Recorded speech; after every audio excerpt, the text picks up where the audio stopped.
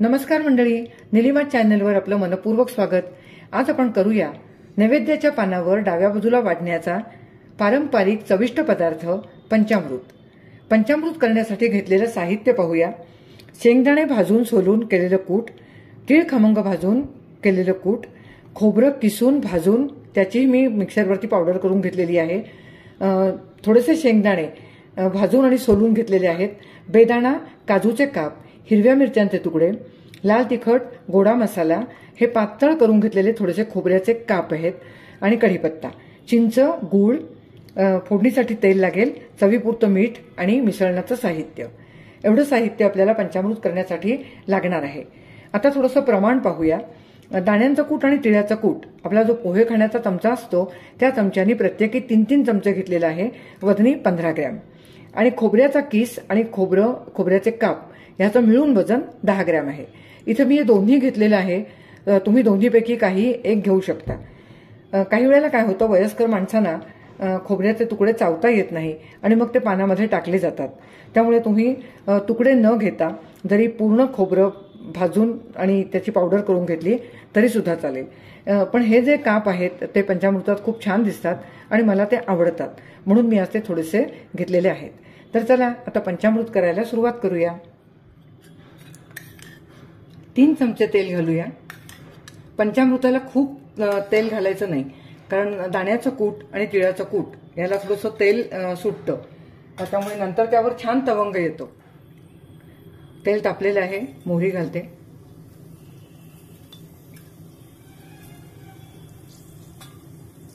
अगदी थोडंसं जिरं,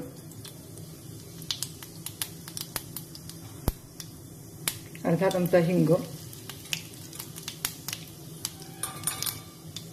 अर्धा चमचा हळद,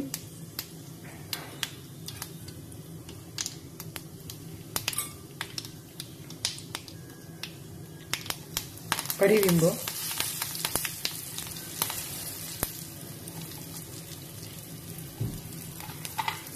मिरच्या,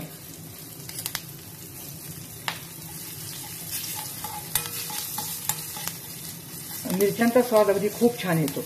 मिरच्या मध्यम तिखट आहेत, थोडंसं आपल्याला लाल तिखट पण घालायचं आहे, त्यामुळे मिरच्या अगदी खूप जहाल तिखट पंचामृतामध्ये वापरू नका। आता प्रथमे खोबऱ्याचे काप घालूया, कारण ते थोडेसे तळून घ्यावे लागतील।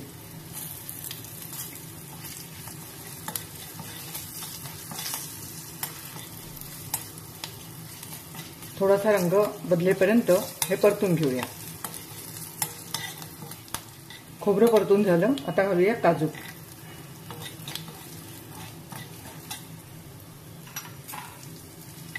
भाजलेले शेंगदाणे, बेदाणा। आता ह्या सर्व जे घातलेले पदार्थ आहेत ते किंचित परतून घेऊया। काजू परतायला वेळ लागत नाही, तसंच शेंगदाणे सुद्धा भाजलेले आहेत, त्यामुळे ते पण परतायला जास्त वेळ लागत नाही। 1 मिनिटभर परतून झालं। आता यामध्ये तिळाची पावडर, दाण्यांचं कूट आणि खोबऱ्याचं कूट हे यामध्येच घालून घेऊया, म्हणजे ते चांगलं खमंग होतं। थोडंसं फोडणीवरती हे परतलं गेलं की त्याला छान असा स्वाद येतो।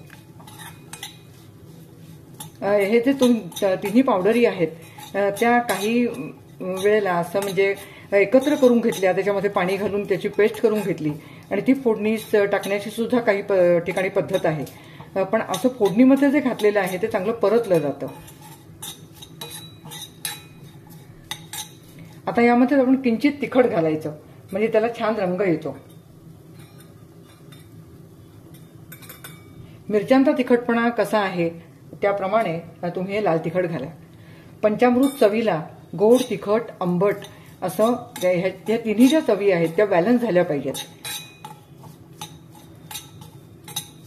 आता हे अगदी मिनिटभर चांगलं परतून घेऊया। आता हे छान परतून झालेलं आहे, यामध्ये पाणी घालूया।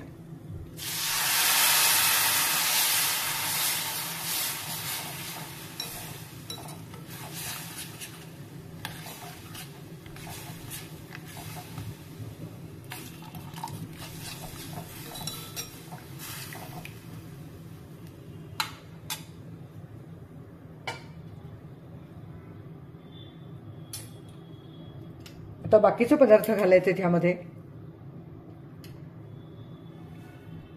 अर्धा ते पाऊण चमचा गोडा मसाला. तिखट आपण फोडणीमध्ये घातलेला आहे, अगदी पाव चमचा घालते.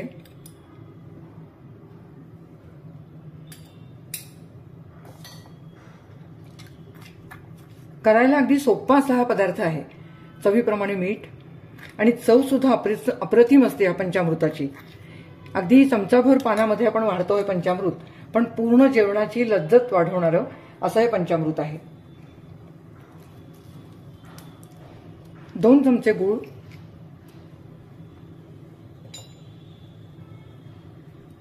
2 चमचे चिंचेचा कोळ. चिंच कशी आंबट असेल, थोडीशी गोडसर असेल तर थोडासा कोळ तुम्ही वाढवलात तरी चालेल. काही वेळेला चिंच थोडीशी गोडसर असते, आंबटपणा कमी असतो.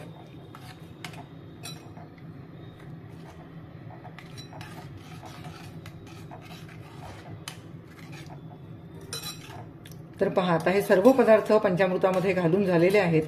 आता ह्याला चांगली उकळी येऊ दे. हे पंचामृत खूप उकळवावं लागत नाही, कारण यामध्ये सर्व पदार्थ आपण भाजून घातलेले आहेत.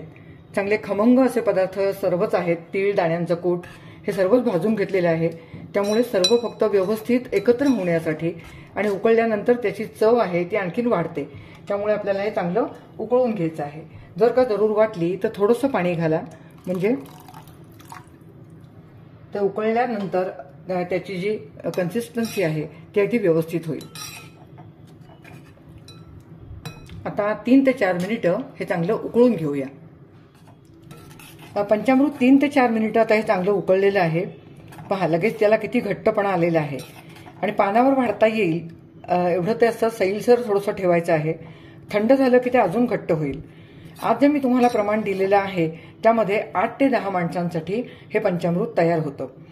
पंचामृत ज्या दिवशी आपण करतो त्या दिवशी पानामध्ये अनेक पदार्थ असतात. तळण असतं, पक्वान्न असतं, 2 भाज्या असतात, मसाले भात असतो.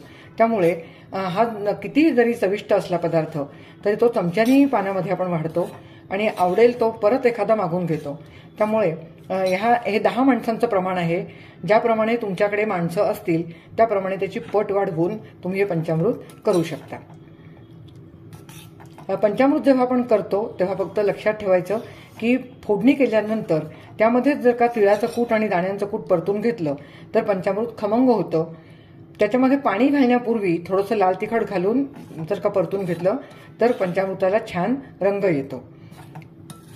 आता हे पंचामृत तयार आहे. गॅस बंद करते आणि सर्विंग बाउलमध्ये काढून घेते. सर्विंग बाउलमध्ये पंचामृत काढून घेतलं.